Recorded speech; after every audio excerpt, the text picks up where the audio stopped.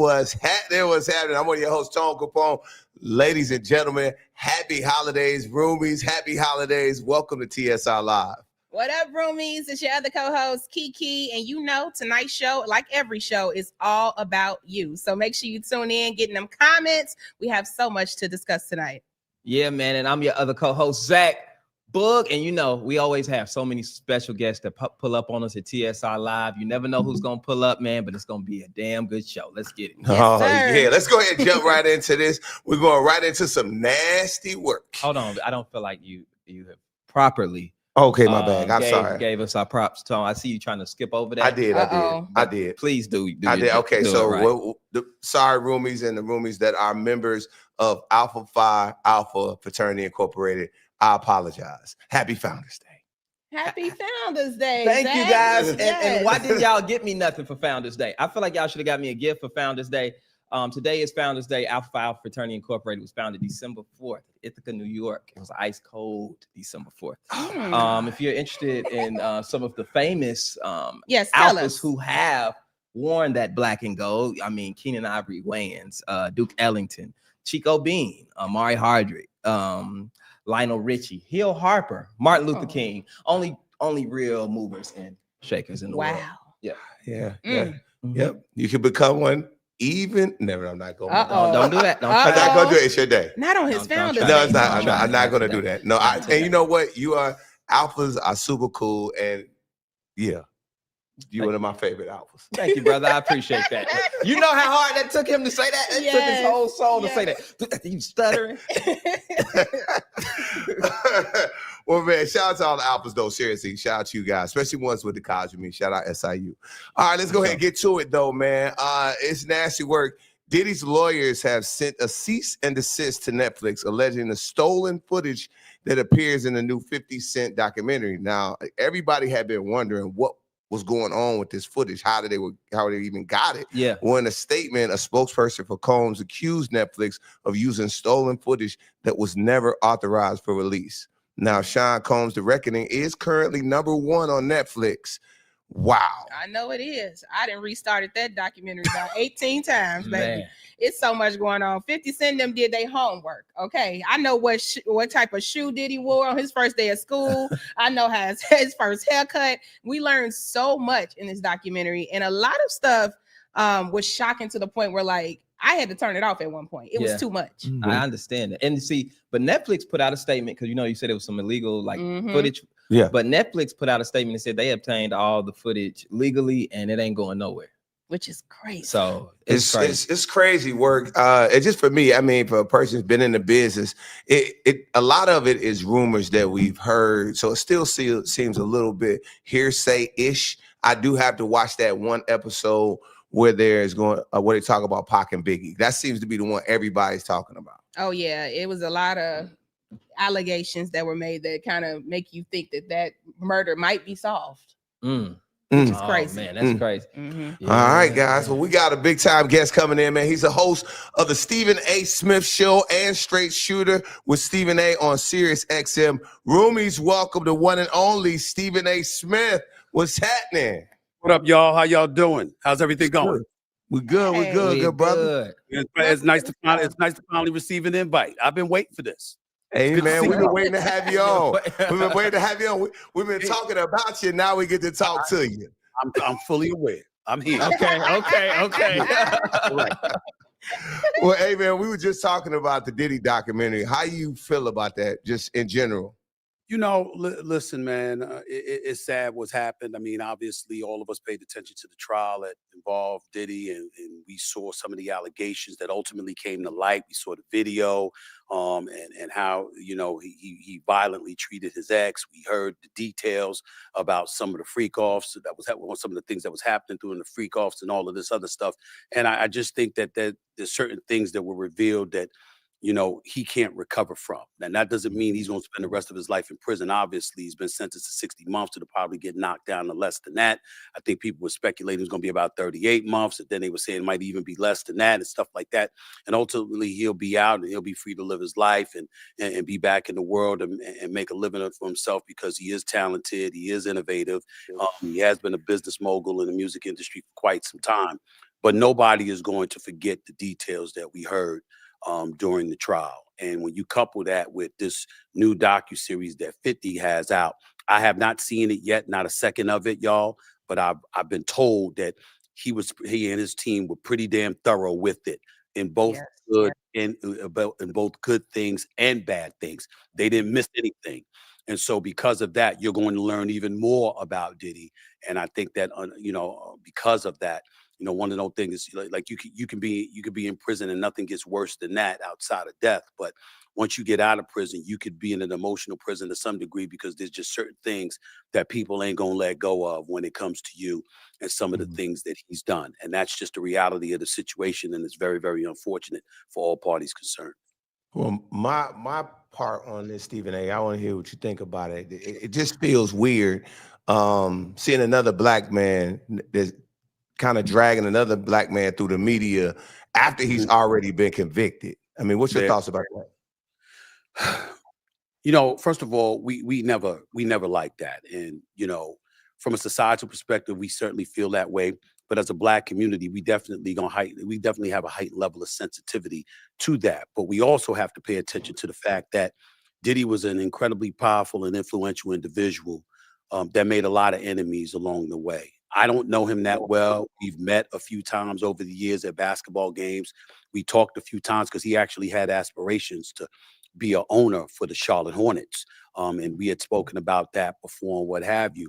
Obviously, I wasn't aware of all of this stuff that he was accused of and ultimately on trial for. But when you are along the way of elevating yourself and ascending to the level of power that he ultimately was able to have, you make a lot of enemies. And so we may not like it. We may abhor it to some degree, where you got this black man pouncing on him or whatever. But in the same breath, 50 has known him for a long time, and they've been through a lot of stuff together. And a lot of it wasn't good, according to 50. And he was teasing about this for a long time and making it very, very clear there was no love lost between the two. And so when you come at it from a real perspective like that, as unfortunate as it is, at least it's also authentic, as opposed to wondering what level of truth there is, what agenda there is behind it, stuff like that. Nah, you don't like him. You ain't fond of him. And he made that very, very clear to everybody before this stuff came out. So that's giving you the license to then decide whether it's something you want to watch and pay attention to or something that you want to ignore. It's unfortunate, but that's the way it goes. And in the age that we're living in, with the advent of social media, YouTube, digital streaming world, and all of that stuff, you're able to monetize this stuff and capitalize off of this stuff.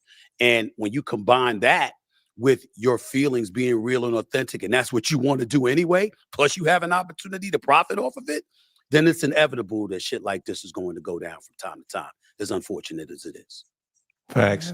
All right, Roomie, Stephen A. is going to stick around for a little while, man. We're going to talk some sports, of course, some politics. You got the American flag back there. We see you, big dog. And of course, a lot of trending topics. I got to do after I finish with y'all, so that's why that's back there like that. Okay, I'm like, all right, we came in American up, my God. I thought we were going to get a big announcement tonight. Yeah. You know what they say. You know what they say, but look, we want you to stick around and make sure, Roomies, you tag some of your friends, tell them to pull up on the show. Absolutely. Sure. Now, Stephen A., we got to get into this next topic with you. Ray J started off the week with a message addressing the Carters. Take a look at this. When they come to the show, come say what's up to Brandy too, Jay-Z and Beyonce. That's it. Because we big fans. We got our family in there, our cousins, and we know y'all there, and we love y'all, and we look up to y'all.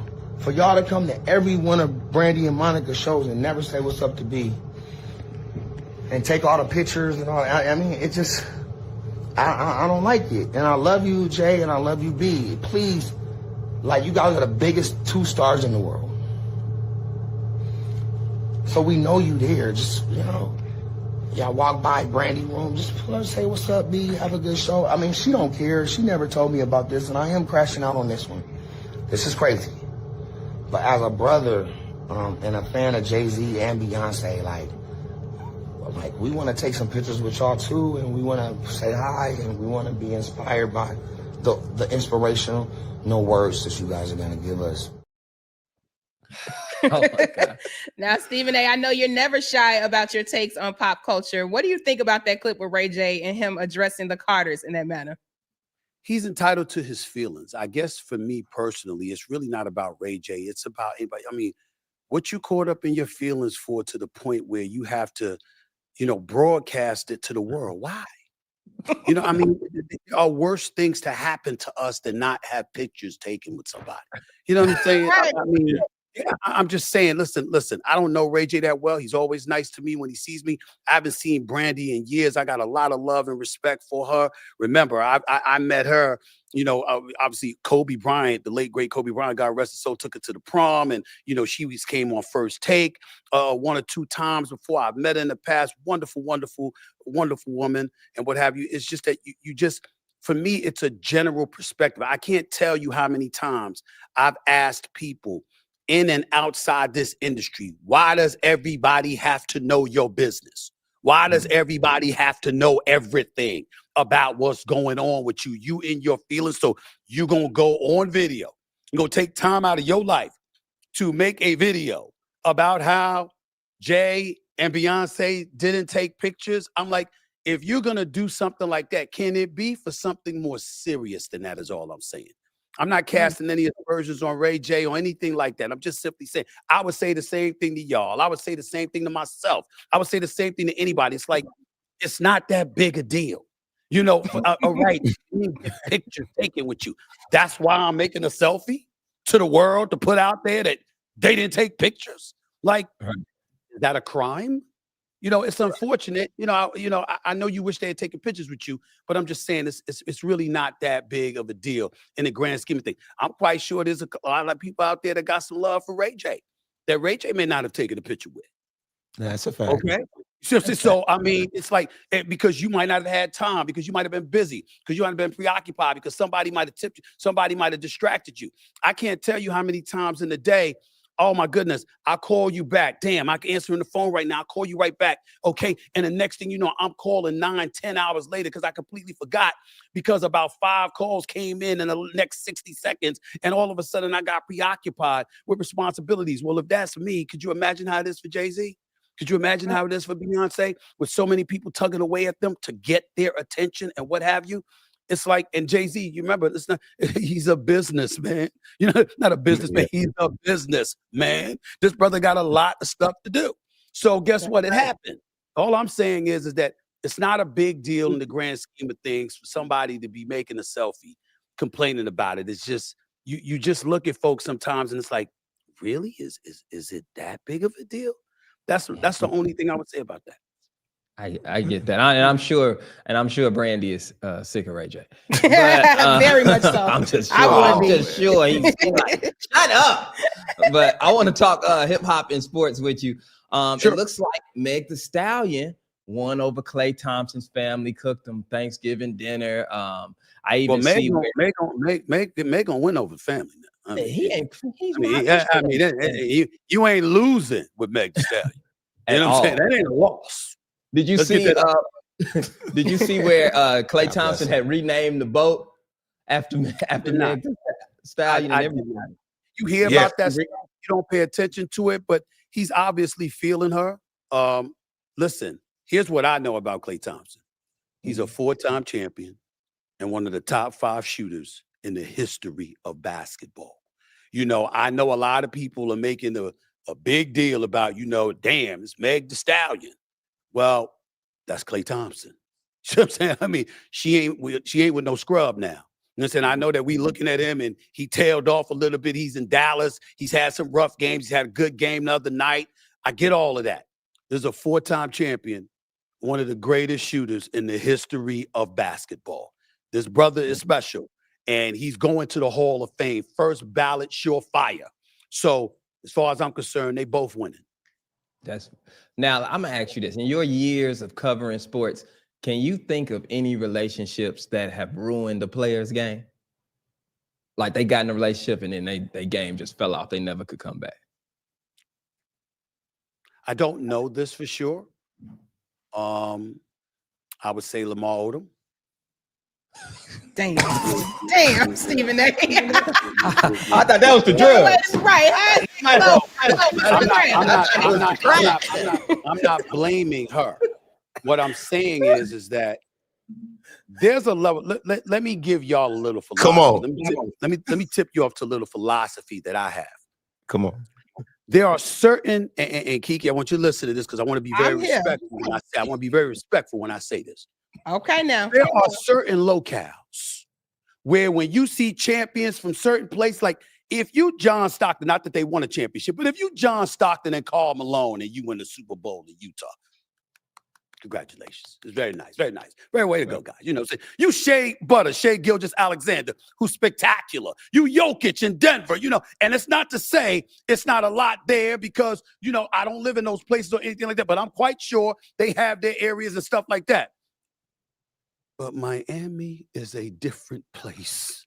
LA is a different place. He say this on Toronto, Canada is a different place. New York. I got excited. Different. What I'm saying to you, the ATL, if the Hawks ever got this stuff together and won a championship, is that there are certain locales that when you win a championship, it's something extra that comes with it because the temptation that you are subjected to is just next level. So when we look at the Miami Heat with LeBron, D. Wade, Bosh, Ray Allen, and all of those boys, that's a special unit. When you think about Kobe, Shaq, and those boys in LA, special. Because they're special on its own. But then when you combine the fact that if you were Miami, you were like the Beatles. If you were LA, you were like rock stars. But in that locale, the temptation to tear you away from focusing on what you need to be focused on is so palpable that it's like, damn, to pull it off, you got to be disciplined and special. Now, to credit Lamar Odom, he did win a championship in LA with Kobe, with Meta World Peace, Ronald Test, all that. That's true. But in the same breath, this brother was 6'10", lefty, had ball handling skills, could get to the basket. Lamar Odom could ball. And there was always that little something extra that you wish he had that he didn't, that extra motor. And there was a lot of times he just seemed distracted. Now, why, I don't know. I keep trying to tell Kiki Stephen A that the flesh is weak. The flesh is weak. I mean, the flesh can be weak, but crack make it weaker. I don't know. That's a fact. That's a fact. That's a fact. I don't know. Kiki, I'm not just talking about those areas. I'm talking about success in those areas. I got you. Yeah. I'm talking about when you are in that different spot in those areas. That's what I'm talking about. In those areas, that's trouble waiting to happen, which is why when I look at the regular season schedule, one of the things that I never do is pick the road team when they got a game in those locales with a night's rest. If it's a back-to-back, that's different. But if they got a night's rest in those cities, I usually pick against them because they're going to be distracted. Because you know what they get into. You know what they are doing. Okay. All right, man. Let's see. Football team. Why the Miami Dolphins struggling? You know why? Because they always smiling. It's gonna be all right. It's gonna be. So what? We lost. We good. We gonna be all right. That's why they always losing. Well, I'm gonna bet against them since they got our Basel is this weekend. I'm gonna bet against them. Okay. A lot going on down there. A lot going on, man. Let's speak of the NFL.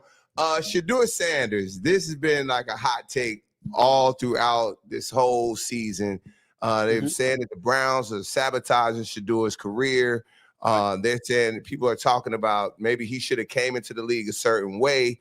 My take on it is like you got two ways to do it. Is you can come in to the NFL the way Shedeur came into it, but you got to have the last name Sanders, I believe, or you're gonna have to play a certain game. And I think, in my opinion, I think that because Shedeur's college years made him, most times I watched on ESPN, he got a first round grade, at least a second round grade. Absolutely. I just want to know your thoughts on it because in my opinion, the Browns mess up quarterbacks. Look at what Baker Mayfield's having a great year. Here's what you need to know. Here's what you need to know, bro.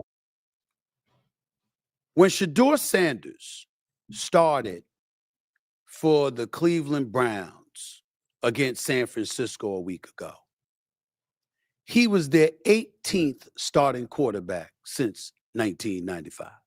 God, right. He was their 13th starting quarterback since 2020, since Kevin Stefanski arrived. Okay?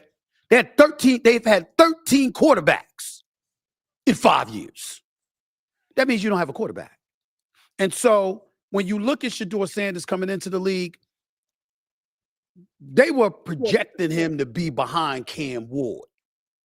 And then after that, they started talking about Jackson Dart, and, you know, they looked at a couple of these cats, and they said, well, you know what? He might be the third quarterback taken. He might fall to late first round, early second round. A lot of people were suspect on that, but nobody was really sweating it. But when he didn't get drafted in the first 2 rounds, we said, sun's up, because this ain't right. Because he was at Colorado. They won football games. He completed 70% of his passes. He threw like 37 touchdowns. He was balling. And all of a sudden, you treating the brother like he can't play. Now, Jackson Dart had better reviews. Cam Ward had better reviews. But Dylan Gabriel and a couple of these other guys, not necessarily so. And then you started hearing about Deion Sanders. And I love Deion. That's my brother. But everything wasn't handled right. Because when you saw him on camera and he was talking about, you know, when he was being interviewed, whether it's by Taryn Hall or somebody else, and it was like, you know, if we don't like where we gonna go, if we don't like where we going, we gonna make a call and, you know, we gonna do something else. And like, you could just do that. How do you know Shedeur would listen? He said, who? You know, who you think you're talking to? In other words, I'm his dad. Of course he gonna listen to me, that kind of thing. And I'm thinking along the lines what most pundits are thinking. We know the NFL, and they're very, very big on sending messages that they're the ones in control, not you. We should know that from the Colin Kaepernick situation. And so because of that, recognizing that, I knew that was something that could potentially be held against him. Then Shedeur Sanders would later admit he didn't handle himself as expertly as he should have during some of the interview process because he had interest in going certain places and not interested in going other places. Then we, covering the business, was hearing about how it was understood by teams. You weren't drafting him at an earlier certain point. It wasn't going down. We're thinking collusion. They're like, no, we ain't got to collude. Owners are owners. Billionaires are billionaires. A lot of them think alike. They don't have to talk to one another. They just know that they're going to be in control. Then you had the other element about wherever he went, it wouldn't be long before people were clamoring for his father to be the coach. You understand? Because the father had always coached the son, and you were hearing all of that. And so the combination of all of those things, this ain't the NBA. This is the NFL. They will ostracize you to send a message. They will ostracize you to remind you that they are in control, not you. And you recognize that it was unfortunate. We all spoke up about it, but it was also an inevitability we recognized quick and early. Yeah. Yeah. I mean, to me, it's just the Browns mess up quarterbacks. I mean, Joe Flacco got off the bus in Cincinnati and threw for 300 yards. I mean, I might still think. I can't say that because you got Jerry Jeudy and a couple of no names in Cleveland. You got Jamar Chase and T. Higgins in Cincy. That's true. I mean, other than CeeDee Lamb and George Pickens, that's it. And a lot of people looked at them as meaning T. Higgins and Jamar Chase as the best duo at the wide receiver spot in all of football. So Joe Flacco was throwing to a different beast. You got to say that. That's fair. Kiki, what you got? Well, you know, we are in Chicago, Steven. So we are based in Chicago. So I must get your take on our Chicago Bears. Come on now. Do you feel like it's just luck or are they legit at this point? And how do you think that they're going to handle the rest of the season? Tell them we real. Come on. I don't know whether you're a contender yet or not. I do know that you're not a pretender. Okay. You're a team to be reckoned with. What we got to find out about the Chicago Bears is right now, y'all are top dogs in turnovers. You got like, you forced like 26 turnovers this year. You got like a plus 17 or 18 turnover differential. You can run with the football because DeAndre Swift is that dude. You're opportunistic. And you got one hell of a head coach in Ben Johnson, who's working with Caleb Williams. Now, here's the tricky part about Caleb Williams. Caleb Williams is elevated. He's improving every week. The flip side to it is that he's only completing 37% of his passes under pressure. And you got a Doomsday, you got DJ Moore, you got all of these cats you're playing with. You're going to have to be a bit more accurate with the football. But he's not turning it over a lot, which is a good thing. He's got an NFL body. He can run with the football, not just throw it. He's got a rifle of an arm, can make any requisite throw. I like Caleb Williams. I think Caleb Williams, if not already, within the next year, will be considered the greatest quarterback in the history of the Chicago Bears. Facts. Because That's what have you had? Jim McMahon, Jay Cutler, you know what I'm saying? What have you, Case Keenum? I mean, what have you had? You know what I'm saying? I mean, but easy, champ. Easy. Don't bring up. He ain't trying to. Come on, bro. Come on, bro. Don't bring up the bad memories like that. I'm not doing that. But I did not expect the Chicago Bears to be atop the NFC North, and I still needed to see something going into Philly. But for them to go into Philly last week and do what they did, that says a lot. And here's the last part that's very, very important. And y'all should appreciate this better than me, because let me tell you something right now. Chicago is a magnificent city. It's spectacular. And I mean spectacular. Chicago is really, really big time. I want no parts of it from November through April. I can't take that. I don't know how y'all do it. I can't take it. Now, Wendy's, it's next level cold. Next level cold and windy, right? But I will tell you this. In football, if you got a running game and you can stop the run, nobody wants to come play in Chicago. Nobody wants to do that. You can't throw the football in Chicago in January. You can't do that. You got to run that thing because of that wind. Yep. Chicago can run with the football. The problem is, can you stop the run?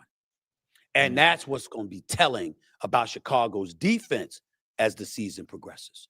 They should be striving to get home field advantage, because if the road to the Super Bowl has to come through Chicago, you can make it tough for Green Bay, Detroit if they get there, Dallas if they get there, certainly Philadelphia, and of course the Rams and Seattle are no joke. They're the two prohibitive favorites in the NFC right now. Go with that. We going to the Super Bowl. There it is. I'm gonna say it right here, right now. Go ahead, okay, Kiki. Come on, I'm gonna take a whole loan out to go. I'm gonna mortgage my whole future to go. You know, we go to the Super Bowl. You know, Kiki said we're going to the Super Bowl. We're going to the Super Bowl. Right, I got the favor of the Lord on me. Now, Stephen A., I have to ask you about this. Sure. because you know you're a straight shooter. You tell the truth. Shannon Sharpe was so vocal about how you helped him get on ESPN and first taking his job after he was let go from FS1. Yep. And then, then all the drama happened and he ended up being let go. Were you disappointed in Shannon, just the way that you vouched for him and then the way it turned out? Nah, I wasn't disappointed. I was hurt for him. I would tell you that I would have been disappointed in him.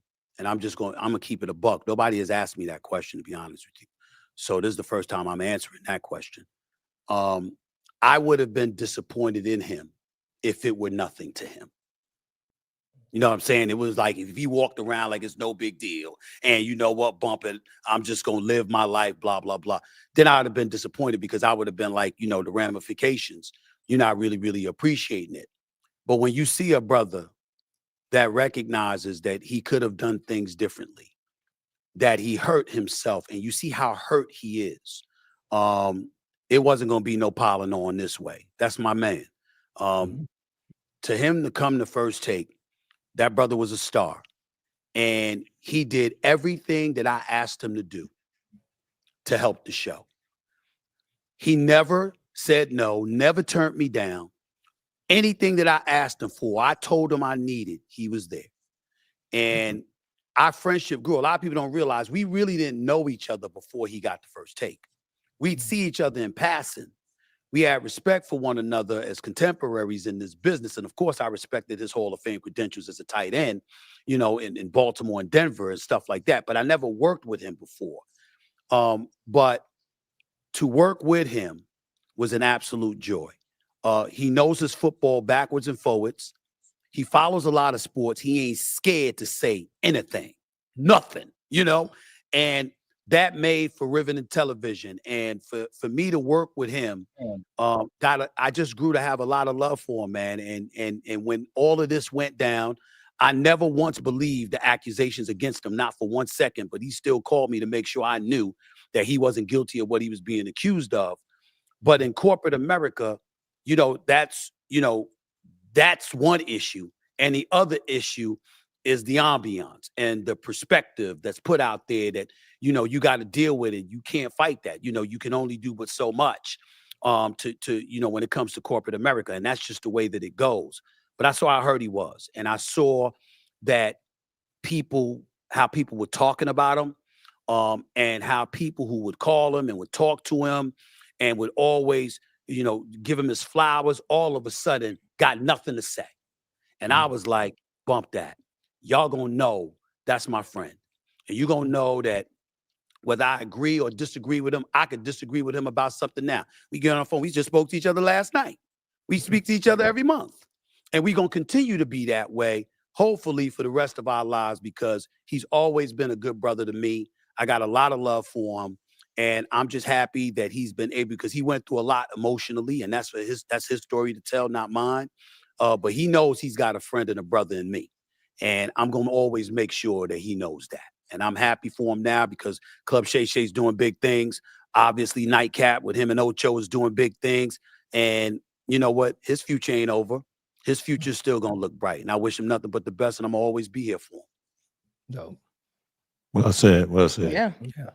And then your other, since we're here with your former co-host, former co-host, Max Kellerman. I just saw this clip today, and they told us that we were interviewing you. I said, I got to ask Stephen A. about this. Okay. I want to get this quote right. He said, if you're doing a debate show and you're a competitive person, why would you want to go 15 rounds with Muhammad Kellerman? He said, eventually you're going to say, I don't want to do that anymore. So he basically was saying, like, you know, he said you didn't want the smoke, like you was running from the smoke. You didn't want the smoke. That's what he said, Stephen A. I had to get the quote. He's entitled to his feelings. He's entitled to be as delusional as he is. But here's the reality of the situation. I'm happy to see him. I'm happy to see him back in the business. You know, he's been around a long time. Nobody knows more boxing than him. I can tell you that much. He is truly an expert in that field. And, you know, people who debate have their feelings. I have no comment on that other than to say we worked together for 5 years. Everybody saw First Take every morning. I ain't got nothing to prove. Got nothing to say. You think I'm going to dignify that with a huge response? Please go watch the videotape. Google it. You understand what I'm saying? I had no time for that. But I do wish him well, you know, because again, everybody knows what my feelings were. I thought it was time for a change. I didn't think that we worked together anymore as a debate team. But that in no way means that I want him unemployed. I don't want him making an honest living. And Max is not a bad guy, man. He's not some malicious dude that's out here trying to hate people and hate on people or anything. He's never been that guy.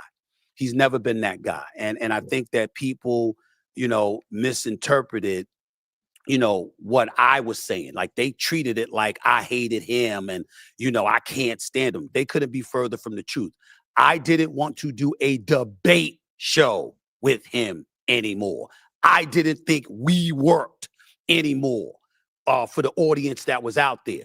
It doesn't mean that he doesn't belong in this business, thriving in this business, doing the multitude of things that he's going to do moving forward. And I wish him nothing but the best. And listen, I'm not friends with him or anything like that, like I am with Shannon and others. That's true, because we didn't vibe like that. We went our own separate ways once we got off the air. But it's not like if the brother needed me, I wouldn't look out. It's not like if he needed a favor, I wouldn't do it for him. It's not like if he was doing some boxing show or whatever and asked me to do something or what, I wouldn't do it. It's not like that. It's nothing like that. It's just that for the purposes of a debate show where opposite opinions are what makes a debate happen, I didn't think that he and I worked any longer. That's all it was. But I wish him nothing but the best, man. And I'm happy for him. And I'm happy he has that confidence that he has, because you got to believe that no matter how untrue and ridiculous it is. He hit him with the "I wish you well in your future endeavors." Right. Okay, real classy. Like, but while we're talking about the smoke, Stephen A., you received a lot of backlash and smoke over the comments you made about Representative Jasmine Crockett. Now, she recently appeared on TSR Live. She's a friend of the show, and she responded to your comments about her. Do you regret making those initial comments? And what were your thoughts about her response? Well, let me first say this. When they told me originally that I was coming on here tonight, they said to me that it was 15 minutes. I said, hell no, I want to be on longer. You understand? And I said, make sure Kiki's there because I want her to ask me this question. I want them to ask me about it. Ain't nobody hiding from it, okay? Okay. I know that everybody saw what my apology was. I want to make sure that I'm very, very clear. Jasmine Crockett was owed an apology by me once the argument was made that what I said about her was fodder for the right to use to justify how they would come at her. I don't want to assist somebody coming at the sister like that, question her intelligence, her IQ, because she was called low IQ by Trump and people on the right were attacking her. I'm not down for that. And any role that I played in assisting in that kind of rhetoric towards this sister, that's what I was apologizing for. For me, however, I thought that what I said, and I was arguing with a lot of people about this, I thought it was a complete overreaction. I asked a question, and I'm looking at the two brothers right there, and I couldn't wait to talk to y'all either because I saw y'all interview with her. And I'm sitting there saying, wait a minute now. She's a representative for 766,000 constituents in Texas. What I was saying was, you are licensed to practice law in Texas, in Arkansas, and federally. You got a Senate seat that you might want to pursue. You got 766,000 constituents that you represent now. Is calling the president a piece of shit going to work for you? And what I should have done was elaborated more by saying, you know how petty he can be. You know how he might probably try to target you. Are you sure that's the way to go? I literally was asking the question looking for an answer. I wanted to hear her answer. I wasn't asking the question to chide her or to insult her. I was asking the question because I'm like, you're a highly intelligent and accomplished woman. You know how this dude can be? Is that the best strategy? Because he's not going away before 2028. He's here. And you're going to have to deal with that. Are you sure that that's the way to go? And then it turned into this whole brouhaha. All of a sudden, and this was the part, if somebody wants to say to me, Steve, man, I wish you would have asked the question differently. Man, Stephen A., man, look, man, I thought you was wrong because I don't think that's the question that should have been asked. Here's what should have been asked. Fine, because it's all an answer. What pissed me off was everybody acting like all of a sudden it's a question about things like misogyny and respect for women. I've got 2 daughters, Kiki. I got 10 nieces. I got 4 older sisters. I was raised by 5 women, Black women, strong women. And guess what? Women I argued with all the time. I'm the youngest of 6. I argue with my older sisters all the time. I got slapped upside the head. I got told to shut up. I got dressed down by women who are highly intelligent, know what the hell they're talking about, and checked me in a heartbeat with facts and truth. Not, oh, you're disrespectful to ask the question. That's foreign to me. Stephen A., but my issue with what you said was it was like you were telling her not to speak a certain way towards the president when the president speaks that way. And I think you should have enough faith in Jasmine Crockett and what she has accomplished to get to the point that where she has been, the way she has brought people together and so much work that she has done in her space, in the political space, to not question her like that. Okay, let me say this. Because she's been doing this. She does that. You know what I'm saying? You're known for your Let her respond. I want to answer your question. I respectfully disagree with you. Let me tell you why. You're talking about what she accomplished. I was talking about what she can accomplish. There's more. I'm looking at her not as a representative. I'm looking at her as having the potential to be a future senator. I'm looking at her as having the potential to be one that's going to be in a position to pick federal judges on the court or potentially the Supreme Court one day. Cornyn and Cruz in Texas as senators.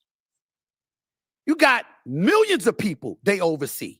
She got 766,000 and she's climbing. So when I was talking about, it wasn't about saying oh, don't speak to him that way, like he's something special. I'm saying because he's the president and he's petty enough where he could target your constituency and potentially hurt you or them because of that. Is there another way? In other words, playing chess instead of checkers. You and I I'm in corporate America. You got to deal with folks in corporate America all the time. We got to deal with people we don't like all the time. We got to deal with people we may not even respect. Guess what? You got to look at it. You got to purview the landscape, and you got to strategize accordingly. That's all I was saying. If somebody disagrees with that, no problem.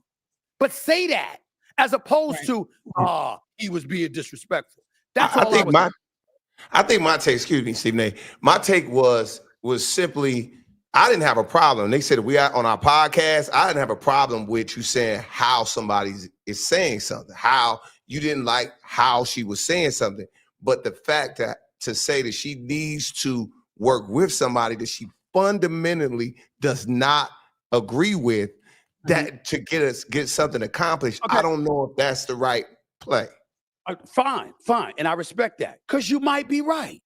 But let me throw a hypothetical to y'all right now, okay? So the Shade Room live right now, TSR right now, live. Okay, I'm your boss. I pay all of y'all. And what y'all want to do is y'all want to take this show and you want to leave Chicago for a few days and you want to go to LA. You want to go to Santa Clara for the Super Bowl. You want to go to LA for the All-Star Weekend. You want to go here. You want to go here. And you know, it's going to cost us about $1.5 million. You got to come to me to get the money. You don't like my ass a little bit. You going to come to me and tell me that? Or you going to figure out the way to get the 1.5? See, what I'm saying is, what I'm saying, that's all I'm trying to get people to understand as it pertains to where I was coming from. But it didn't come off that way in the moment. Yeah. The way it came off was like you were scolding her for how she's speaking to somebody who doesn't even, in a higher position in the country, the highest position, and he doesn't even hold himself accountable or communicate with his people that way. So it was just kind of like on your platform, being such a big platform, and you have such a big voice in the culture, to see you critique her in that moment when she's standing up for people who don't have a voice. We were all shook, like, is he serious? So I think that's where it came from. And that's where people were misunderstood, where you were, what your intention really was. No problem. And I have no problem with that. But what I'm saying to you is talking to somebody is different than talking about them. And talking about somebody during an interview is different than talking about them with an open monologue. Look at how y'all open the show. Y'all sitting here interviewing me right now, calm, cool, and collective as ever, as polished, as professional as it could come. You started out the show hype because it's your opening monologue. I was giving a monologue and talking about it. Oh, that's what it was. I'm sitting there like this. I'm like, there's a whole bunch of people that's doing monologues. There's a whole bunch of people that's giving their opinions. And then when you interview, like, for example, I go off on Republicans and Democrats all the time. You never see me doing that during an interview. Why? Because I'm talking to them and I'm trying to peel information from them and get them to express themselves and what they feel. Now, when I'm giving my monologue, I'm giving my monologue. When I'm giving a debate, that's a whole different ambiance because I'm arguing with somebody in real time. When I'm talking, I'm just talking. I didn't mean to come off that way. But what I was saying is consistent with what I'm saying now. What I felt then is what I feel now. This is an accomplished woman. She is a lawyer. She is a representative, an elected official in the United States of America, trying to push policy through Washington. No matter what she feels, she's going to have to deal with that until 2028. All I'm saying is there anything that you could do to get something out of it for your constituency while he's there? Because Ro Khanna, the representative in California, is doing that. Mom Donnie talked about him like a dog before winning the mayor seat in New York and then went to Washington and had lunch with him. I'm saying there's proof out there that shows even when you dislike somebody, you got to find a way to do business because that's what you volunteered for by virtue of you running for elected office. That's all I was saying. And I stand by that. But nothing else. I certainly don't want to disrespect her. Yeah, I appreciate you giving your response and following up with an apology to her to make it more clear. But I want to get this question to you, Stephen A., because you get a lot of smoke with this. How do you feel when people say that you bash Black women altogether? I think it's a disgusting assertion to make about me. I don't think it's founded in fact. I think it's wrong. And I'm not going to lie to you, put it on Front Street. I sit back and I look at my brothers. I look at Black men out here and I'm going like this. I'm like, all right, fellas, you heard what I said. What y'all gonna say? Because, for example, the other day when people were saying to me, I went at Michelle Obama. You're damn right. Why? Because what do you mean men wouldn't support a woman president? What do you mean when you were talking during the campaign and you and your husband, the great Barack Obama, were alluding to Black men not wanting to support the Black woman? There's 2 Black men that I'm looking at right now. We don't support Black women. We ain't got love for Black women. Come on, Our grandmamas, our sisters, our aunts, our daughters. I mean, what are we talking about, Kiki? Let me tell you something. One of the most offensive things to me is when Black men are not accused, or are accused rather, of not loving and supporting Black women. It pisses me off because it's not true. Just because you got a few deadbeats out there, don't mean that most of us are that way. Most of us love and revere our sisters. And then let's go to the woman part, strictly gender. Hillary Rodham Clinton beat Trump by 2.9 million votes in a popular vote. Kamala Harris got nearly 75 million votes in 107 days. We got a governor in New York who's a woman. We got 2 women in Jersey and Virginia who just won gubernatorial seats. We had Nancy Pelosi for years as Speaker of the House. So there's men that support women, clearly. But what do you feel about people saying that Stephen A. doesn't support Black women? But I answered it. I said it's bogus, it's insulting. It's very, very offensive to me. It's not founded in fact or truth at all. Just because you may disagree or dislike something that I may have said doesn't mean that I don't support Black women. I always have, I always do, and I always will. Google me, check the record. Look at what I do for HBCUs. Look at what I've done in terms of contributing to diversifying this industry. Everybody feel free to do their homework on me and my support. I ain't no Black man, I'm a brother. I love my people. Come on. Even when they piss me off. I watched the show. All of this stuff. So I'm like, what are these people talking about? Because the kind of arguments that we have from time to time is what we have amongst ourselves all the time. And we still ride with one another. So what's the problem? Okay. That's fair. That's I just fair. want to give you the opportunity to respond because it's a lot of think pieces on you versus Black women. Hey, let them say all they want to. My record speaks for itself, and it will continue to speak for itself because unlike some of these sorry-ass trolls out there, I'm not going away. All right, now, hey, Stephen A. Oh, we got to get you out of here. But it's a lot because this ain't enough time. This ain't enough. You're going to have to come back. It's not enough. It's not enough time. But I definitely, our thoughts, especially with that flag behind, I feel like politics is coming. I feel like the way you moving, politics is coming. I haven't ruled it out forever. I haven't ruled it out, but I'm making good money. I would have to give up my money to be a politician. That ain't gonna happen. But I would tell you, I intend to be a very significant voice in the world of politics over the next 3 years. Stay tuned. Okay, that's fair. That's fair. And you can also tell us, you took a picture with Skip Bayless. Is there something cooking? Nah, I was in LA and he and I hadn't seen each other in about a year. And he asked me out for dinner with his wonderful wife, Ernestine, who I've known for years. And Skip and I go back a long ways. And if it wasn't for him, I wouldn't be here because him and Jamie Horowitz, who used to run Fox, were the ones that brought me back after I was out unemployed before I landed on Fox Sports Radio and was trying to resurrect my career. And when I landed back at ESPN, I was restricted to radio at that time in 2011.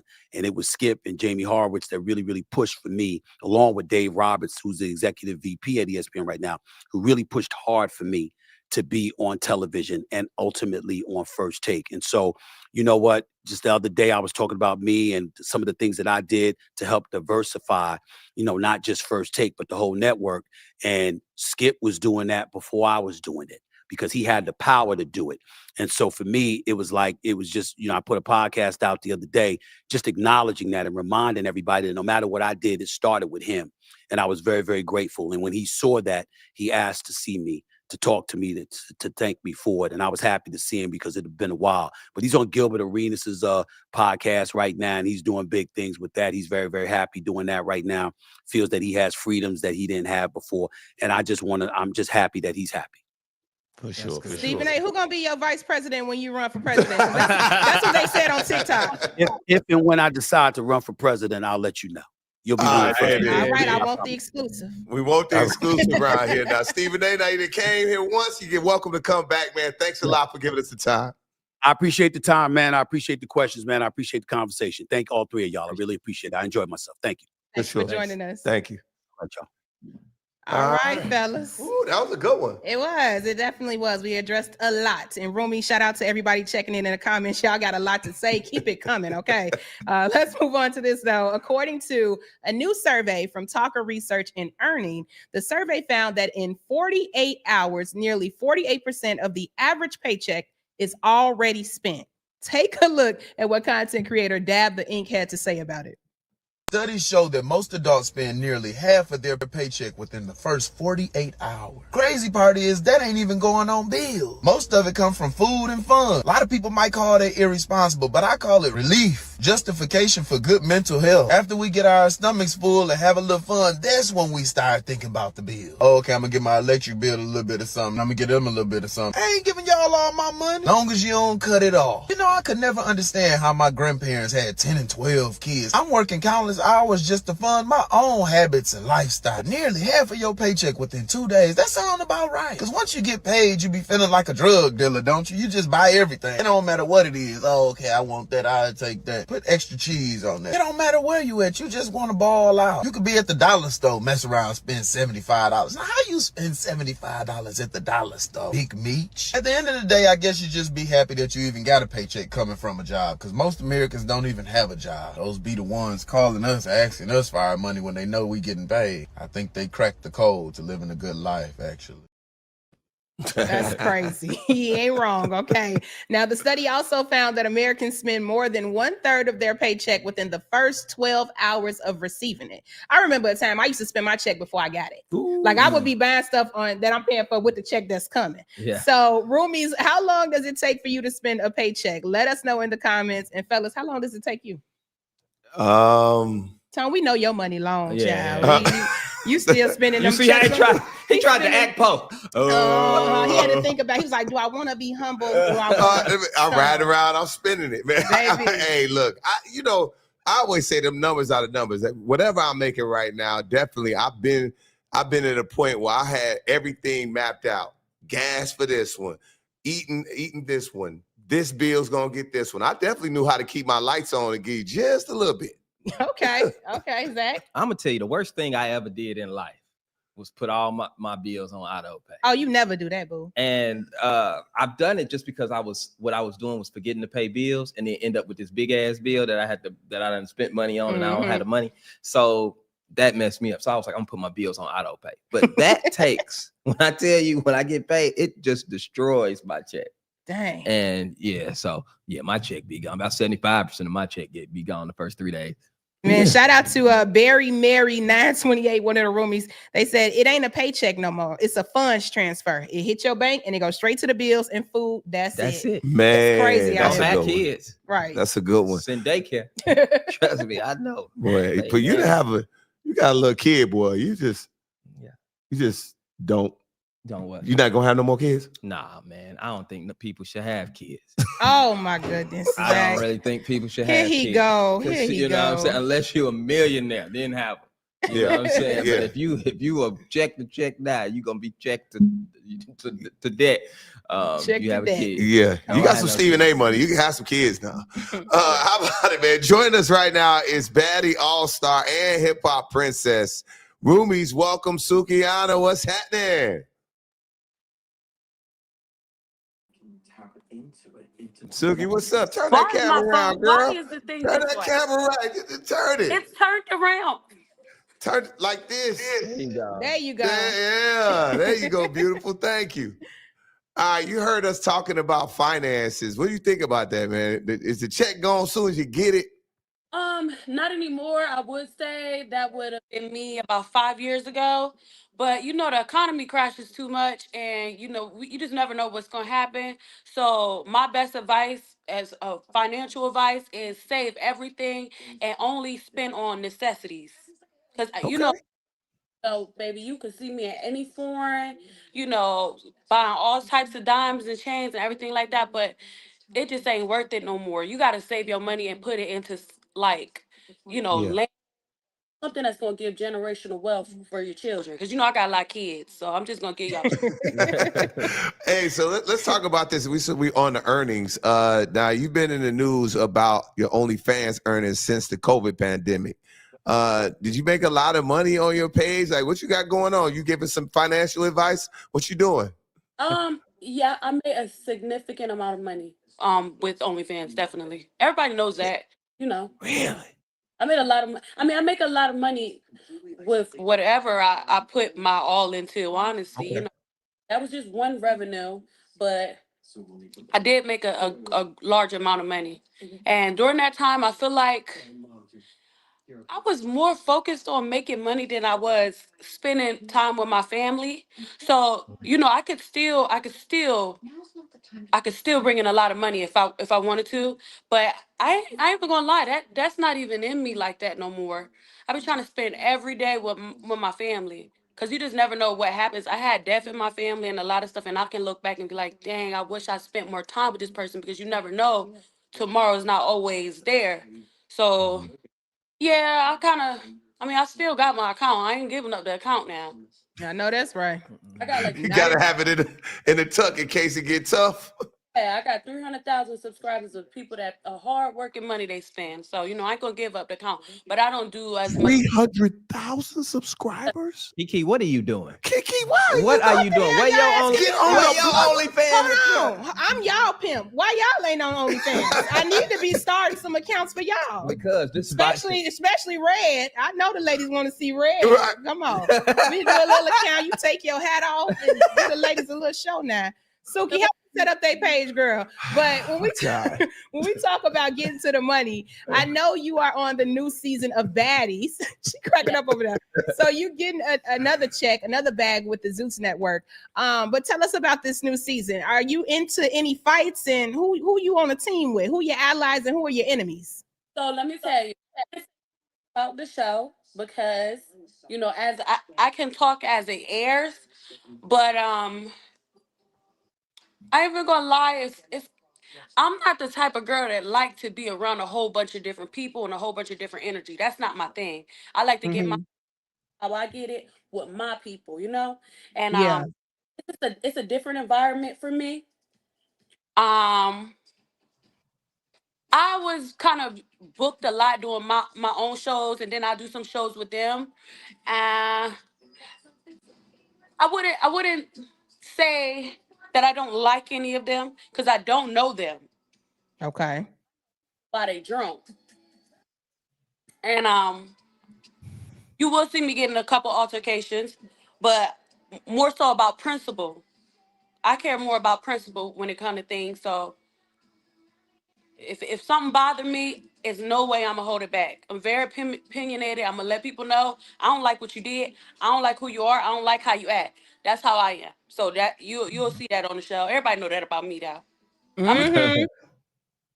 Now, will you go back to the show after doing it? Do you kind of regret doing it at all, or you? Honestly, I'm not gonna say I regret it, 'cause I gotta stand on what I did and the things I do. So I'm not gonna say I regret it. I had a good time, you know, and I would never say no to something, because you never know what the future may bring and what negotiations we might talk about. So Okay. yeah. There it is. Now, Suki, you got a new single, Up On Me. What inspired the record? Was it Ray J? 1 second. Upstairs. I'm doing it upstairs. Upstairs. The food's about to be done. I'm so sorry. I did not expect no babies to come downstairs. Okay, so Up On Me, when I made that song, honestly, wait, you said was it him? Was it Ray J? Right. Yeah. Did he inspire that? You connected it to that. Excuse me, I think you cut out a little bit. What'd you say? Can you hear me? Mm-hmm. What did you hear? You did not hear nothing from that song that connected to him. Listen, man, I'm just saying, Up On Me, he be all up on you, and I'm just trying to figure out what's going on. Okay. So honestly, I just wanted people to dance again. You know, like I be tired of everybody sitting on the wall. Like I want to have fun. So when I made that song, it was for all my coochie girls to have a good time and shake that ass. Yeah, it is. Okay. Now we did see your friendship with Ray J though blossom on social media, Suki. Are you guys still in communication? You still cool with Ray? We cool. Okay. All right. Okay. Put the Yeah, glasses back on. we cool. Okay, Suki, we got you. So here's another hard-hitting question for you. What's up with you and Saweetie? Well, I just told my opinion. That's all. Everybody was thinking. Everybody thinking. When I did that interview with Justin LeBoy, it was at the same time that was all on the internet. It was around the same time, so it just made sense to. We was all talking about it, so it's like everybody said it already. Like, who gives a fuck? I mean, you called her elegant lady of the night. What's the elegant lady of the night? No, she said she need to admit to it. Well, you said she needs to admit to it. Huh? You said she needs to admit to being an elegant lady of the night. Okay. What is that? Okay. That was just my advice. Ain't nobody got to take my advice. Nobody got to take my advice. But I just know my fans love me for being who I am, and most people, you know, be loved for being who they are. So my advice was, you know, if you feel like the people not fucking with you or they playing double dutch, like they in and they out, and they like, I'm just saying, it is what it is. I did it. I don't give a fuck. Just say that. That's how I feel. So there's no beef between you and Saweetie at all? It's just you making a comment. I don't have no beef with nobody. If I don't feel like nobody got no beef with me. It ain't nothing. I'm gonna say how I feel though. So if any human should be able to express themselves without somebody saying, "Oh, they got a beef." No, I'm just a real ass bitch. I'm gonna say how I feel. If I see somebody, I'm gonna say, "Oh yeah, well just tell them what you do." That's just me. That's just me giving you advice. You ain't gotta listen to me. Give a fuck. But it ain't no. Why would I? That's Uh-oh, your phone kind of cut out. Gotcha. Oh, in my opinion, I wasn't disrespectful. I'm just saying how I feel. I'm gonna Okay. tell you. I know that y'all out there selling that ass or whatever y'all selling. I'm gonna tell y'all living y'all truth. there it is. That part. Okay. Now, Suki, we saw you were hanging out with Erykah Badu, and people say when you get around Erykah Badu, it's a whole experience. What was it like? I see you rocking your natural hair today. What's going on? What was it like being in her presence? I'm not gonna lie, I feel like I was in a spiritual realm. Like I walked out of there woman. Honestly, Really? yes, I feel like I was hugged with the hug of fertility. Like that's how I felt. I know that's right. Now you had that on you already, Suki. You got a lot of kids already now.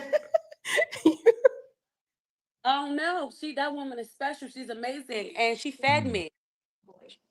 She fed you. What she give you? Fed me a plate of fruit. It was like some Okay. apples, some oranges and stuff. And I took the plate home. I ate some and I took it home, and I tried to save it with some epoxy, but right. So I had to throw it away. But at the end of the day, I love her. I love what she did for my friend Summer. I respect her as the queen that she is. And you know, I walked out of there with a little bit more morals than I walked in with.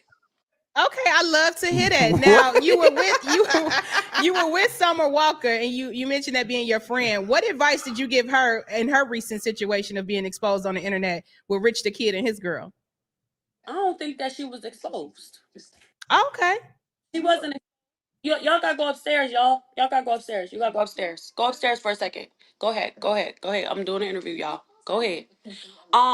So with Summer situation, I feel like Summer's a real ass bitch. She's a queen, and she said what she said. Didn't she say that the man was a trick? That's what she said. Ain't no wrong with tricking. Like that's what she said, right? Shit. Yeah, she said she wanted to be in his phone as Miss Pizza Hut or something. Well, I like Pizza Hut. I love Pizza Hut. Especially I had the pizza with the barbecue chicken on there and a pineapple. That's my cup of tea. Everybody don't for real. Suki, look, I ain't mad at you. I like that. Yeah, that's your friend. You gonna stick beside her. There you go. Mm-hmm. If you want to act like a side chick, even if I believed in side chicks, I know you don't. I don't believe in side chicks. I think it's terrible. Don't ever have a side chick. But if I did believe, I think that's how you're supposed to act. Summer has did nice. And I'm not. Yes, I am. That's my girl. So I don't give a fuck. If you don't like her, okay. Come on. So, Suki, we want to be able to. We want to be able to use some of the clips too. You letting them F-bombs fly, shorty. We gotta, Thanks. Appreciate you. Okay, don't say it. Well, you know what, Suki, I want you to stick around for this next great debate. Okay. Bel-Air has returned for his final season on Peacock. Ali Shelton, who plays Carlton, recently appeared on My Mama Told Me podcast, and he said that bottle service was invented to keep Black men down. Check this out. I think that bottle service was invented to keep Black men down. Whoa. I really do. So when I became famous. You got bottle service? I didn't get it. What I'm saying was I became famous, there was sort of this understanding that everywhere I would go, like, it's like, bro, Ali, let's get a table. And I'd never really been to the club before.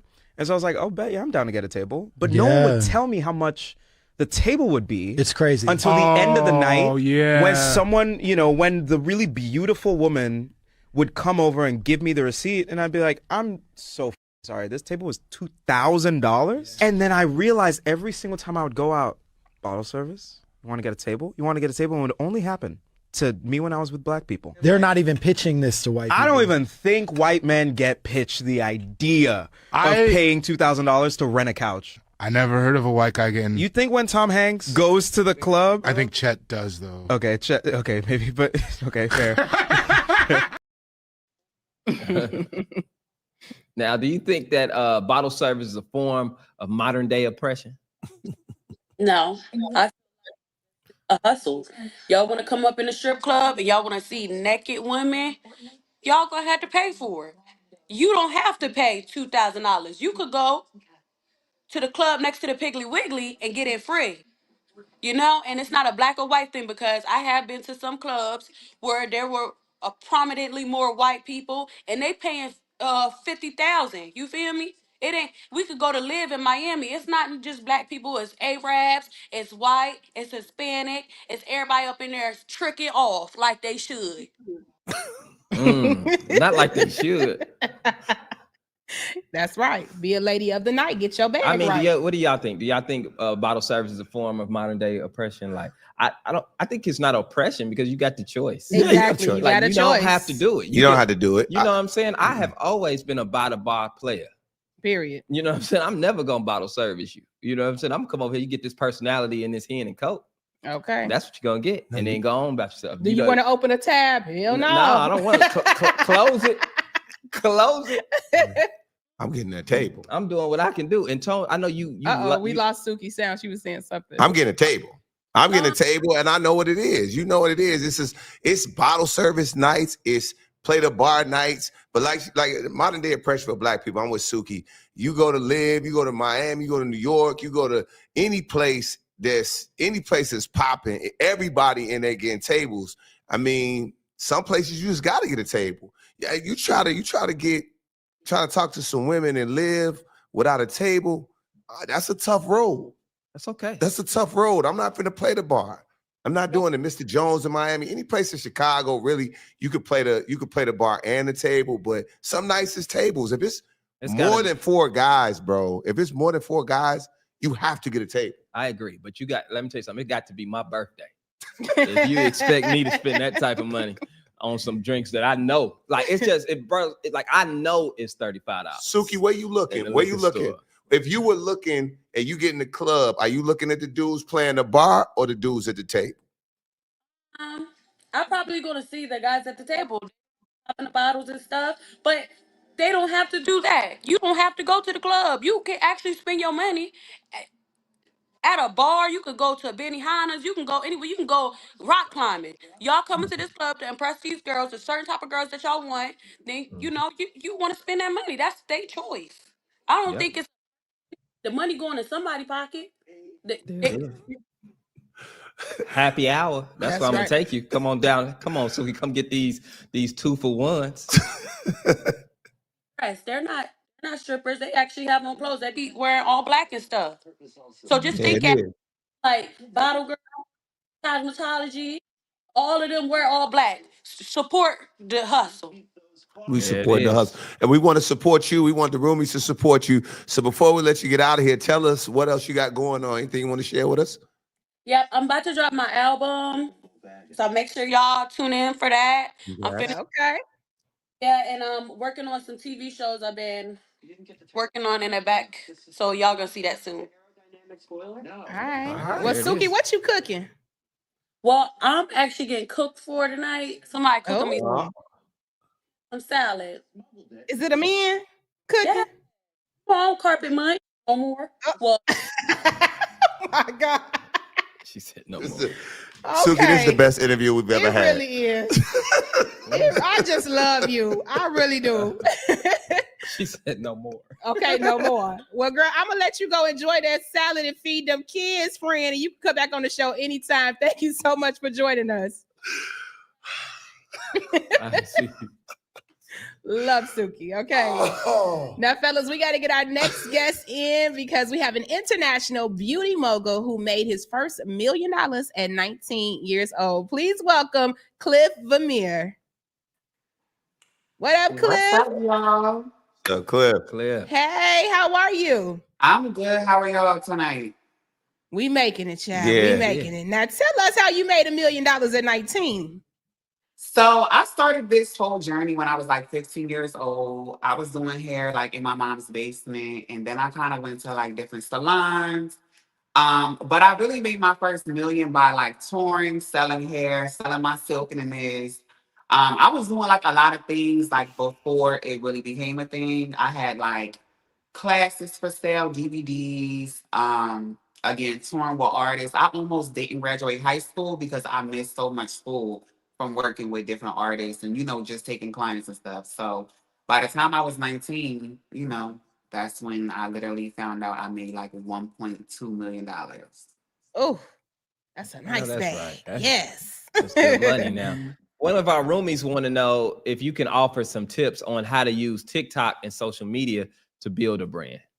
So I feel like if you have any type of brand, right, and you are on Instagram or you are on TikTok, I feel like you got to eat, breathe, and sleep your product, right? So like every single post needs to be about your product. Like you need to find a way to make your everyday life be involved with your product. That's the only way, like not only are you going to monetize your social media, but you're going to actually get people to buy the product from you. And then what else you could do is make it seem like your product is a problem solver. Like, because I feel like nowadays with the economy being so bad, like people don't really have the money to spend. So you need to let them know, like, okay, this is why you need to really buy my product. Like, this is why my product is a problem solver. Yep. Okay. Hey, now you style Cardi B, Sexy Red, Jasmine Sullivan. That's a hell of a client list. How do you even build a clientele like that? I just feel like, I built my clientele just from me being me. Like, I feel like I was one of the first hairstylists to ever really take Instagram by storm.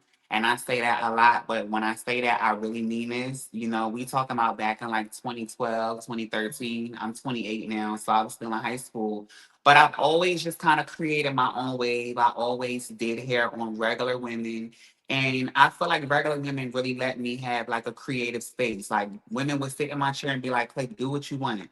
From me being creative, it led to people like Cardi reaching out, Sexy Red, Jasmine Sullivan, real it girl celebrities. They would, hop in my DM and, want to book me and things like that. So, Who's been your favorite celebrity client so far? My favorite celebrity client still to this day would have to be Jocelyn Hernandez. Okay, yes, the Mhm. Puerto Rican princess. Yeah. Now, why Jocelyn? Did she give you a good tip? Well, she always paid like she weighed, but the thing with Jocelyn is like I remember the first time I ever did her hair, like, and I knocked on her door, I was so nervous. And this is when she was like in her prime on Love and Hip Hop. And I'm like, oh my God, how's she about to open this door? And when I had knocked on the door and she opened it, she was like, "What up, ho?" And I'm looking at her like, oh, so I went in there and like Jocelyn really, I'm gonna be honest, she was the one that really made me realize that like I could really take this hair stuff bigger than life. Like she was the first artist to really take me to the real, and like I did her hair for the BET Awards. She let me walk the carpet. Mm. And it was just like I don't know, like she's one of them people, she's really caring. Like despite what y'all see on TV, like Jocelyn is the type, like when we used to wake up in the morning, me and her whole team, she would literally feed us breakfast, like from really, really expensive hotels. We'll be at like the W, and she'll be like, "Go ahead, order what you want." To her, breakfast is like the most important meal ever. And I love the fact that like she does have a big heart. Like not Jocelyn on TV, but like real life Jocelyn has like the biggest heart ever. Shout out to the Puerto Rican princess. Now we got to talk about your brand, Femi. It recently expanded. What type of products do you have?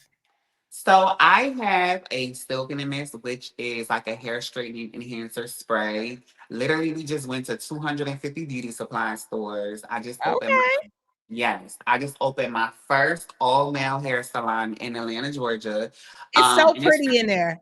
Thank I've been you. seeing the pictures, friend. It look amazing. Thank you. And I ain't gonna lie to you, like this has been like my first real year, like zooming in and really focusing on my products. But I cleared a nice full 2.5 million just from selling my products. Yes. But yeah, my products is going viral like everywhere. Like I said, we went to 250 beauty supply stores. We are viral on TikTok. We do live streams on TikTok. Like everybody that's a hairstylist and you in the African American market, I promise you, when they pull that gold bottle out, that Silk in the Mist, it's go time. Okay. Now I feel like the girls who wear wigs, we have a little struggle sometimes with our edges because the wigs be pulling. What can we do to secure our edges and bring them back? So I do have a liquid gold, which is like a growth serum, but it's like almost like an oil. And I feel like Okay. be as consistent as you can. And when you put it in your hair, make sure you're like rubbing it in and you're massaging it because it has like a lot of like benefits. It has like different oils and stuff, and it has biotin in it, which is good, to promote hair growth and stuff. Now, Tone, you hear that? You got to get the oil so you can Yeah, grow your hair back. even for my fellas that be balding up in the middle, that works for that. Or even y'all beard. Even y'all beard. Oh, yes. It'll make you right.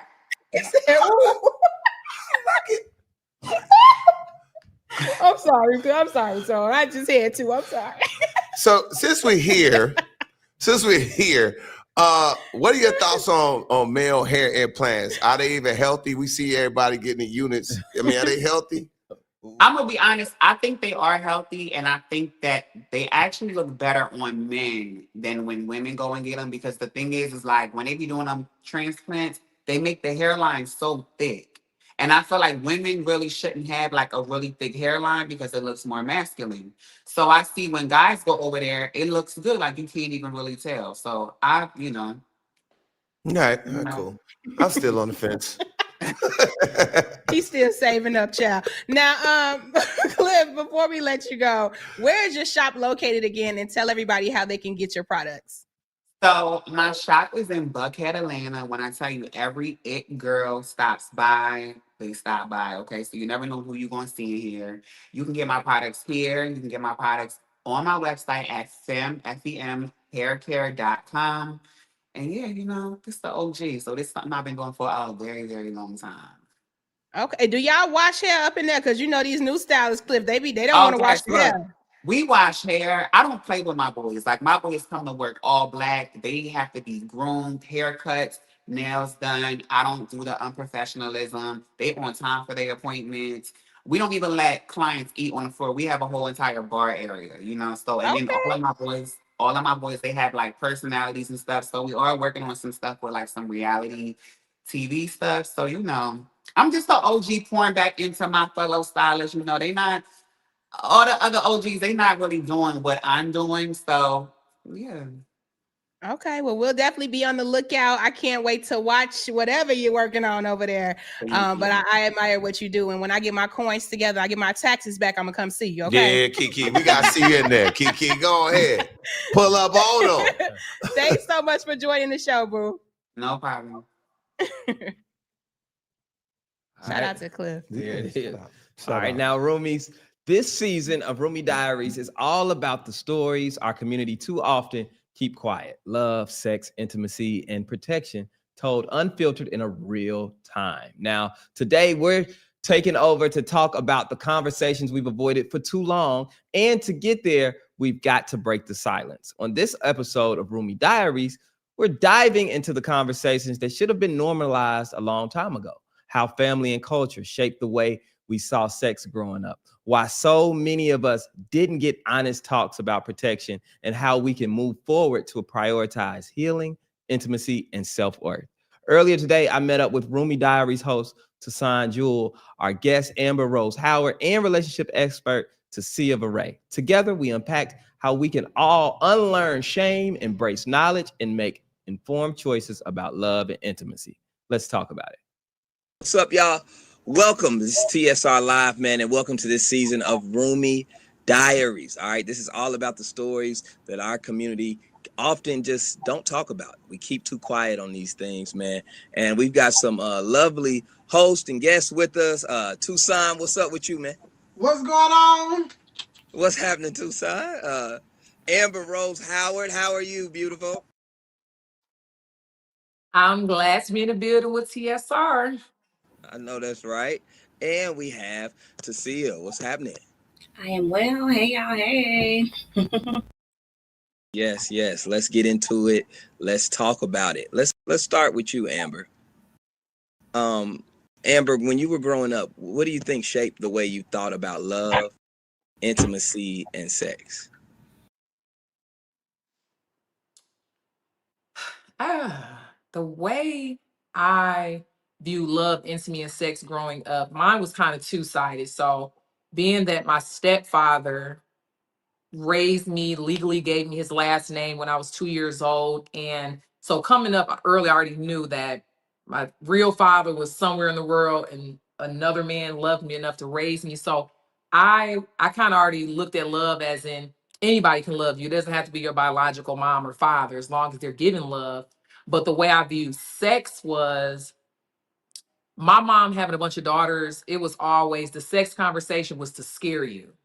It was like, none of y'all coming home pregnant. If so, you're going to be put out. If so, you're going to do this. So it was a lot of threats when we talked about sex growing up. And as I'm getting older, I get it now, raising a bunch of females. But the first time I heard about sex, it was almost like, it was just all a bad thing. You're going to get pregnant. The guy may leave you. You may end up raising the baby by yourself.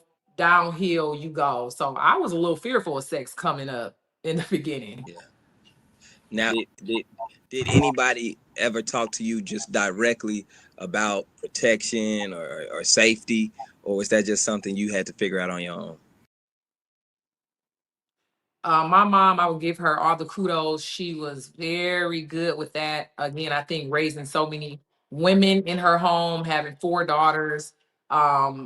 My mom was having the conversation early, just in terms of sitting on men's laps, or you might stay the night at your friend's house and she has an older brother and this, that, and the third. So we were always having the conversation. I think that the issue could have been, it was just more of a fearful thing than versus like just the education behind it. I wasn't doing a lot of things just out of fear, because I probably wanted to do a lot of those things, but I was so scared at one point that I think it was just fear driven in the beginning. Absolutely. Now, Toussaint, do you think that conversations about sex and protection are still taboo in the Black community and in Black households, period? I think probably not conversation about sex, but I feel like probably conversation about protecting yourself is still, I would say, taboo. Like people still don't want to talk about it or afraid to talk about it.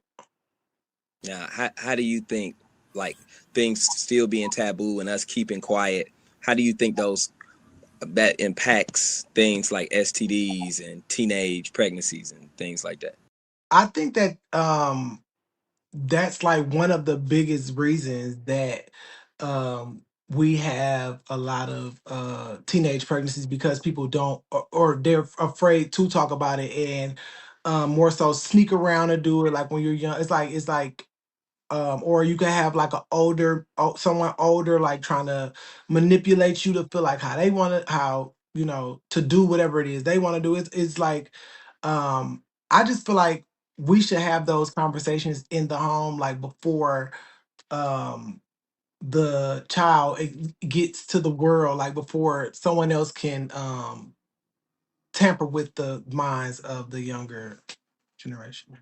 That makes sense. That makes sense. Now, Amber, I'm gonna ask you this: if you were having this same conversation with your younger self, or like a sibling or a child, what would you tell them differently, or what would you do different?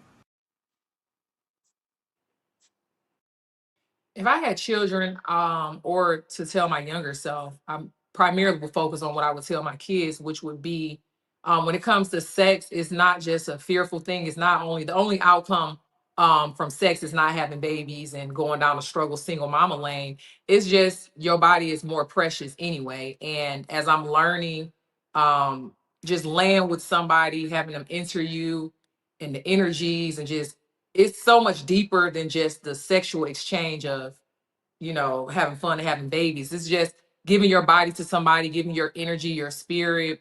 I've been practicing, and well, I'm obviously married now, but I started practicing this thing when someone told me, they're like, you don't even get job benefits for the first couple months. Like, how do you meet a person, they immediately get to have sex with you so fast and immediately get to lay on top of you? So I would just tell the younger me just to protect your energy. Everybody doesn't need to enter your body. Everybody doesn't get to, make their physical and spiritual and mental self become a part of the inner you. So just I probably would still be a virgin if I wasn't married. If I could do it all again, sex something that could have waited. It wasn't even all that when I was younger. They ain't know what they was doing no way back then. So I would just do it all over and wait, wait, wait, wait. That's what I would tell the younger me. Wait, wait, wait. Would you make sure that like protection and safety and consent were a part of that conversation? Definitely.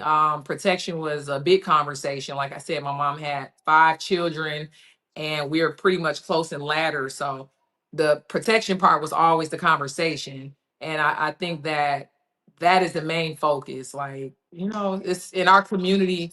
I always tell people we make the younger girls or the guys feel like sex is such a bad thing, which forces us to go in a corner and sneak and do it and experience it. But if we were more open to have a safer, more, comfortable conversation as far as the parent down to the child, I think we would see less teen pregnancies, less people hiding this, that, and the third. But I think it's just a part of our upbringing that it's like, don't talk to me about sex too early or you're going to be considered fast.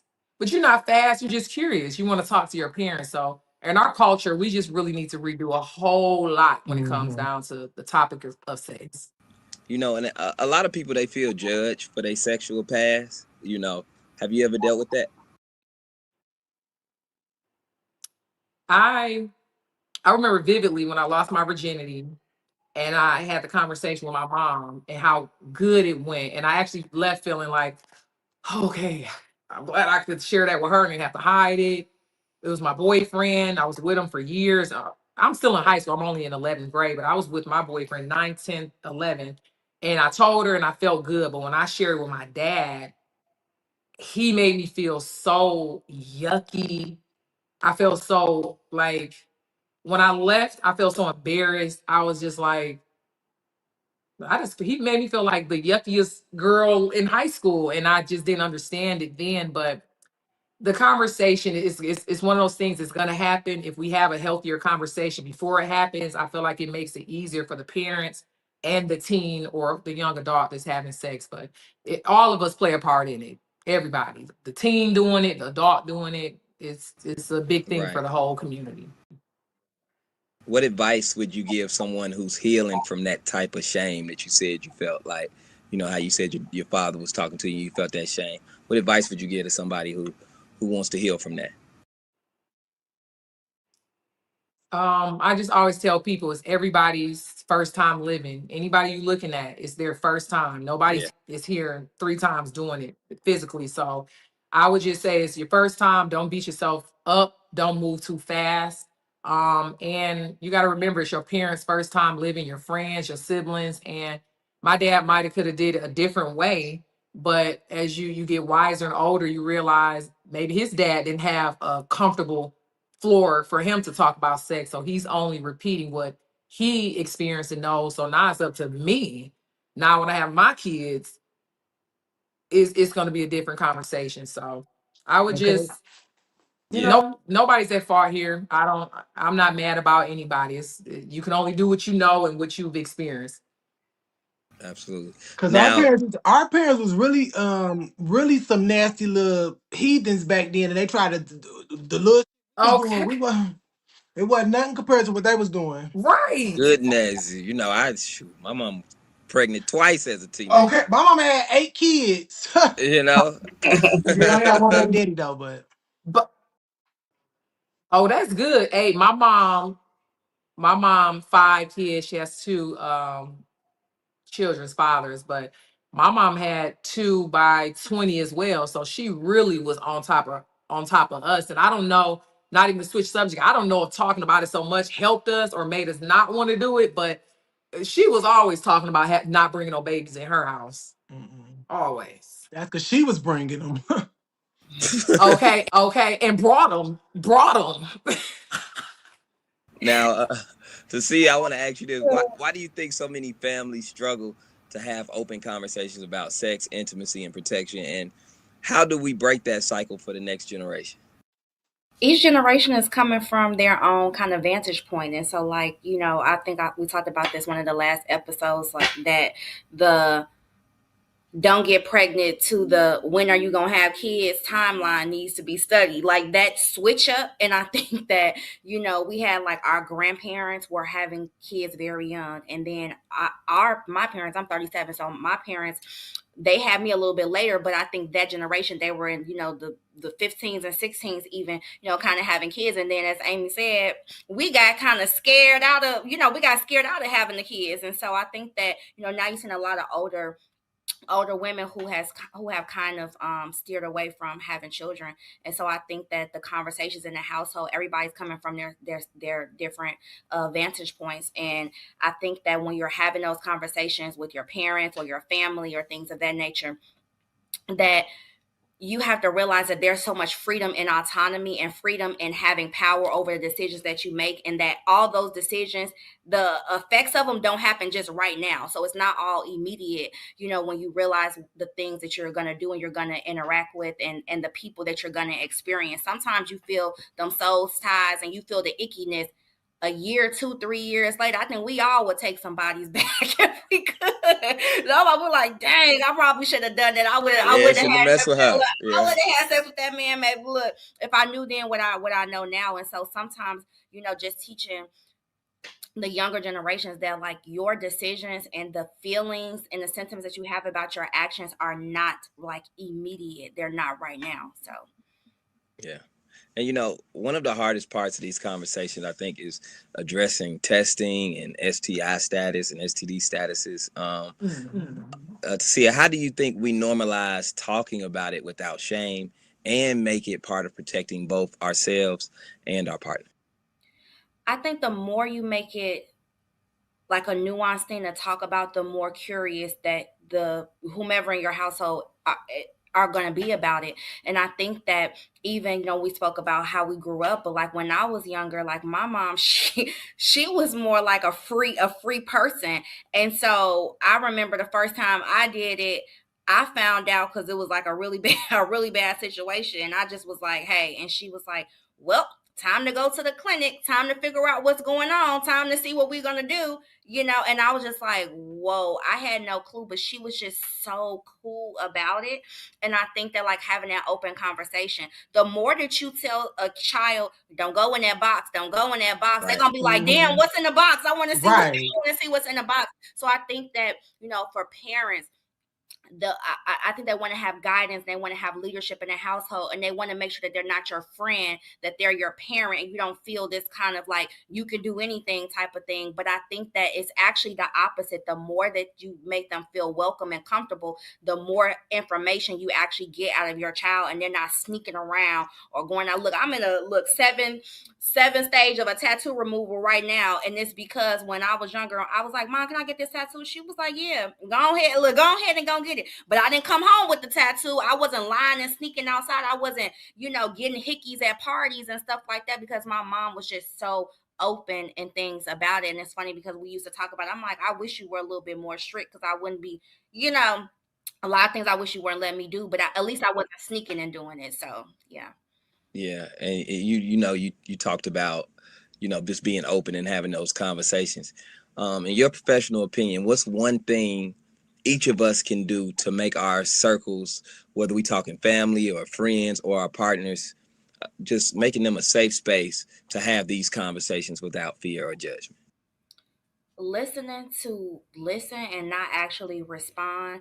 Also, whatever you think you feel about somebody, you never know you're gonna be in that same situation. That's one thing I see all the time. You're like, oh, you're doing that, and it'll swing around. Life is a funny thing. It'll swing around and it'll be you. So you want to make sure that you're not, judging people or icing them out or burning bridges for something that you know that can happen to you as well. So just really creating that safe space and really listening, because empathy is one of the most underrated characteristics that you can have. Like, you have to feel people. You have to know that everybody was raised different. No two people were raised the same. People coming from their own experiences. They always say, if you could see other people's hand, you will take your hand back.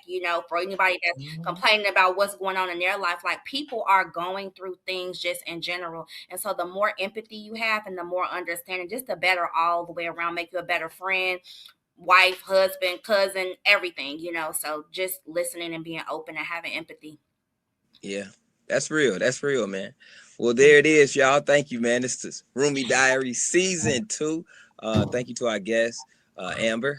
Thank you for stopping by with us. Tucson, what up, bro? You know what I'm saying? Anytime. You already know, man. We'll get y'all on the next one. See, Roomies, this conversation right here is why Season 2 matters. Too many of us grew up in silence without the tools to talk openly about intimacy, wellness, and protection. But the truth is, real intimacy comes from honesty, healing, and making choices that keep us safe. I want to give a big thank you to Amber Rose Howard for sharing her story, to Tucson Jewel for guiding the conversation, and to Tasia Varay for helping us see how we move from silence to empowerment. If you're ready to dive deeper, watch the full episode and access resources on sexual health at RoomieDiaries.com, because breaking the silence isn't just brave, it's how we build love that lasts and intimacy that's safe. Now let's roll the trailer for episode 3. Let's talk about it. Today, we're unpacking the things that shaped how we grew up and what we may or may not have talked about when it comes to sex. And who better to help break it all down to us than my girl, Amber Rose Howard? My first time having that talk with my parents, my mom, 7th grade. Awkward conversation, but I was like, oh, we're having it. I heard about it. And it was the birds and the bees. My first thought of love, I think the older I'm getting, I'm realizing it was a little disturbed. Love wasn't really like the big conversation in our house. It was like, bills got to get paid. You got to make sure you getting it, whether the man here or not. What is the wildest myth you heard about sex growing up? In our family, they had this thing which was strange to me. Like, the person who you lost your virginity with or to, no matter what or how bad it got, y'all young anyway, our family would try to keep you with the person. Like, starting early on, like, you lost it to him, that's your man. Like, y'all need to work it out. It's like, we in high school. In this era time that we're in, it's promoted so much to mess around, sleep around, have a little fun. It's glorified almost. And not that it's anything against it, but just how I be rocking, I need to ask all the questions. My mom is so funny. It was always, when the sex come up, it's going to be some fear to it. And it works. Now they sitting there scared, like, well, all you said is don't have sex. But tell me more of why not to do it. What's the way you could bring up protection without killing the vibe? If somebody has their vibe killed or feel awkward because you bring up protection, that is the red flag. We frown upon sex, but then our music glorifies it. Who is listening to the music? Most of the kids. So we gotta have a conversation. Yeah. Or the music artist gonna keep I teaching. didn't even think about that. I know in our family, as soon as we got our menstrual, it's time to talk about sex. We needed that conversation 3 summers back from summer camp. We had the little crush on a little boy and we was dancing with him and he was all close and we liked it.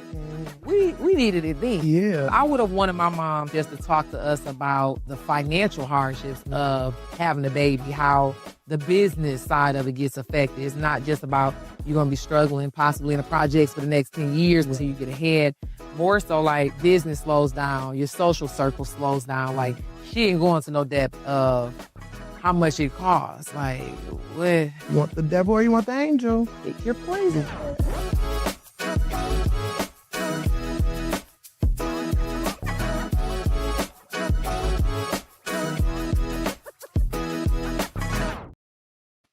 The content is giving what it's supposed to give. So much to learn and see. But Roomies, you got to check this out. TSR just dropped a documentary entitled Hear Me Out. I'm obsessed with it. Check this out. Kelly Rowland was the first person who tried to sign me. So Omar Grant and Kelly Rowland's husband, that's my boy too. They came to the house and it was like, this is after Deuces. They was like, this is where you live? I was like, yeah, this is where I made Deuces. They was like, okay. And then a big old roach started crawling down the wall in front of Kelly Rowland's husband and Omar Grant. And I said, fuck it. I got my Omega Psi Phi boot. It was a gold boot. And I said, bah! That's Kevin McCall type shit right there. You act like a nigga ain't got answers. You gotta go where Young Thug first copied me. I didn't know.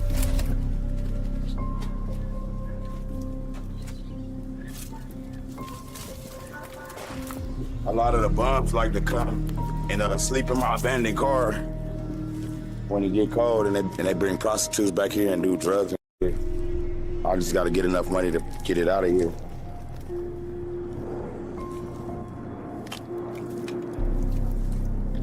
Not come in the house. Oh, I'm getting my clothes. I'm getting my clothes. Not allowed to come in the house. He don't live here. He cannot give you permission. No, do not do that.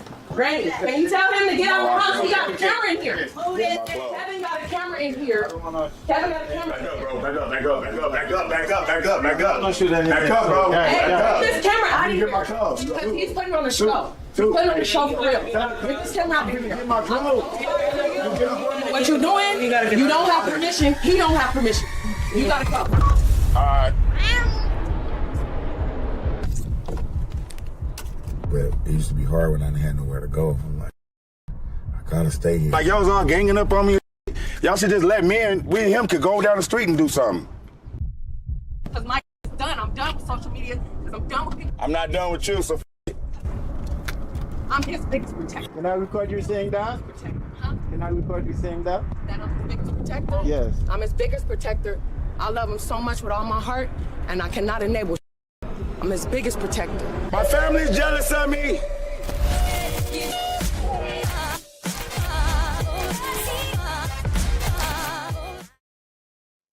You gotta check it out, Roomies. I'm telling you, he is revealing everything. He was talking about Tyrese and everybody in that documentary as well.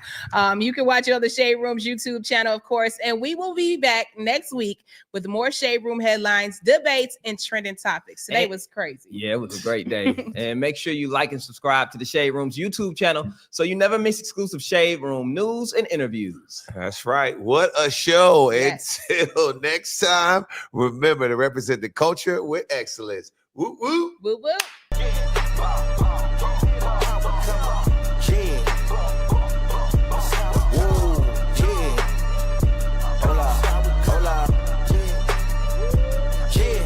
It's been a long time coming. They ain't come from my club, they tugging it. Putting up numbers, 99 problems, and I'm still